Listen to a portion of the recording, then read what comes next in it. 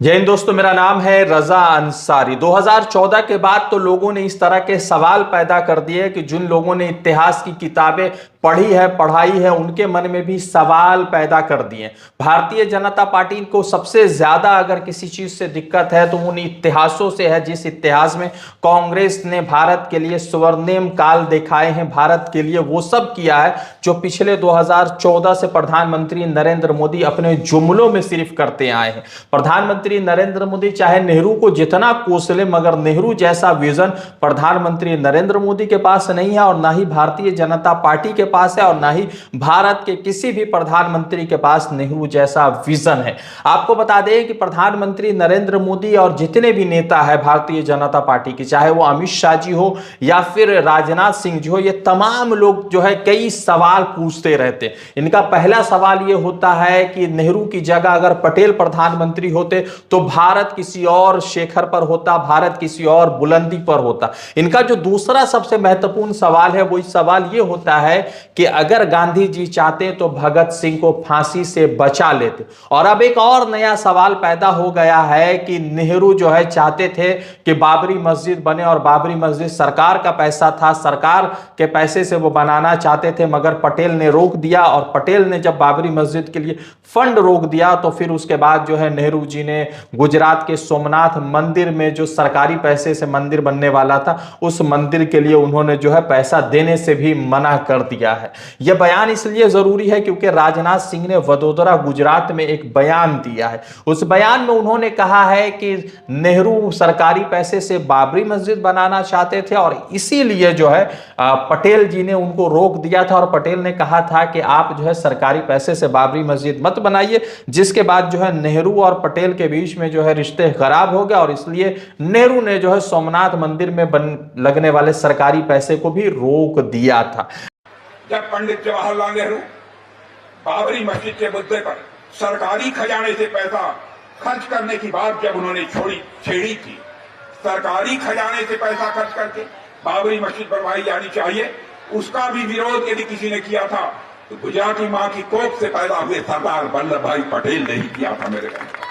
ये मुकम्मल तौर से झूठी बातें हैं, और मुकम्मल तौर से ये फ्रॉड है, और मुकम्मल तौर से ये कह सकते हैं कि निराधार है, इसका कोई भी आधार नहीं है। आपको बता दें कि राजनाथ सिंह एमएससी है, लेक्चरर रह चुके हैं, प्रोफेसर रह चुके हैं, मगर इस तरह का बयान जो है ऐसे समय पर राजनाथ सिंह से आना कई तरह के प्रश्न सब खड़े कर रहा है। और ऐसा लग रहा है कि राजनाथ सिंह की जो पोजीशन है और राजनाथ सिंह की जो कुर्सी है भाजपा में, वो शायद खतरे में है, और इसीलिए उनसे उल जलूल की बेतुके बयानबाजी कराई जा रही है ताकि उनका कुर्सी भी सलामत रहे। और 2027 में उत्तर प्रदेश चुनाव में जो भारतीय जनता पार्टी मैदान में उतरेगी, और जैसा झटका उनको 2024 में लगा है वैसा झटका 2027 में ना लगे, इसीलिए तमाम तरीके की तैयारी चल रही है। हिस्टोरियन राम पुनमी की एक बात मैं सुन रहा था, उनमें उन्होंने बहुत विस्तार से बताया कि 2014 के बाद से लगातार जिस तरह के बेतुके सवाल पूछे जा रहे हैं, जिस तरह से उल जलूल की बातें की जा रही, उसका सच से कोई वास्ता नहीं है,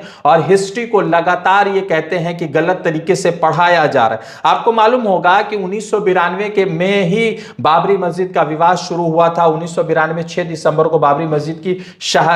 मस्जिद को शहीद कर दिया गया, और उसके बाद 2019 में देखा कि किस तरह से वर्डिक्ट आता है, और वर्डिक्ट के बाद राम मंदिर वहां पर बना दिया जाता है। अब सवाल महत्वपूर्ण यह है कि जिस तरह से राजनाथ सिंह ने जो बयान दिया उसकी सच्चाई से क्या लेना देना है। राजनाथ सिंह को समझना पड़ेगा कि सरदार वल्लभ भाई पटेल की डेथ जो है 1950 में हो जाती है, और जवाहरलाल नेहरू की डेथ होती है 1964 में। बाबरी मस्जिद का सारा विवाद शुरू होता है 1990 के बाद से, और जैसे 1990 के बाद से विवाद शुरू होता है तो यह सवाल जरूर लोगों को पूछना चाहिए कि जब बाबरी मस्जिद का विवाद 1990 के बाद से शुरू होता है तो आखिर फिर जो है नेहरू ने कैसे, मतलब पटेल ने कैसे नेहरू को मना कर दिया कि आप जो है बाबरी मस्जिद मत बनवाइए। दूसरी बात जो है सोमनाथ मंदिर की है, तो सोमनाथ मंदिर के लिए गांधी जी के पास जो है जब लोग पहुंचे और उन्होंने कहा कि सोमनाथ का मंदिर बनना चाहिए और सरकारी फंड लगना चाहिए, तो गांधी जी ने कहा, 1948 की यह बात है, गांधी जी ने कहा कि मंदिर बनना चाहिए मगर सरकारी पैसे से नहीं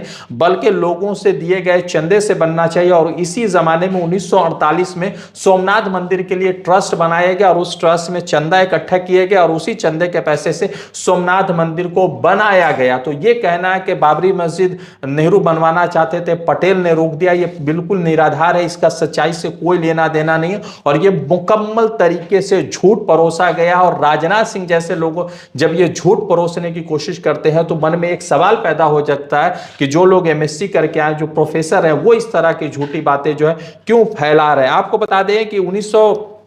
1964 में जैसे नेहरू की डेथ हो जाती है तो सवाल यह खत्म हो जाता है कि ये बात ही 1992 की बात हुई, तो 1964 में जो व्यक्ति मर चुका है, जो 1950 में जो व्यक्ति मर चुका है, वो 1990 के बाद होने वाले विवाद में कैसे शामिल हो सकता है, ये बड़ा सवाल जो है उठता है। आपको बता दें कि एक और बड़ा महत्वपूर्ण चीज है कि 1 फरवरी 1986 में जब पहली मर्तबा बाबरी मस्जिद के ताला को खोला गया और जो भी हिंदू वहां पर पूजा करने चाहते थे उनको जो है वहां पर फैजाबाद की कोर्ट ने जो है उनको परमिशन दिया और वो जो है मुकम्मल तरीके से इनर सर्कल में जाकर वहां पर पूजा अर्चना कर रहे थे। तो सवाल ये भी है कि जिस तरह से फैसला आया और फैसले को लेकर अभी महमूद मदनी साहब का बयान भी एक सामने आया है और उसी बीच जो है राजनाथ सिंह का यह बयान सामने आना कई तरीके से भारतीय जनता पार्टी के दुष्प्रचार और भारतीय जनता पार्टी के मानसिकता को लोगों के बीच में रख रहे हैं। भारतीय जनता पार्टी के नेताओं को इतिहास पर बात करने से पहले इतिहास को पढ़ना चाहिए और इतिहास पर बात करने से पहले यह सोचना चाहिए कि वो जो बयान दे रहे उसका इतिहास में कोई सबूत मौजूद है या सबूत के साथ वो छेड़छाड़ कर रहे हैं, ये भी सवाल लोगों के मन में उठ जाता है। अब देखना यह है कि इसके बाद जो है राजनाथ सिंह और क्या छोड़ते हैं और क्या इतिहास की जो है टूटी फूटी खबरें और मतलब ऐसी खबरें जिसका सच से कोई वास्ता नहीं है, जो तमाम निराधार है, उसके बारे में और क्या सोचते हैं, एक बड़ा सवाल रहेगा। रज़ा अंसारी की रिपोर्ट, द इंडियन खबर के लिए।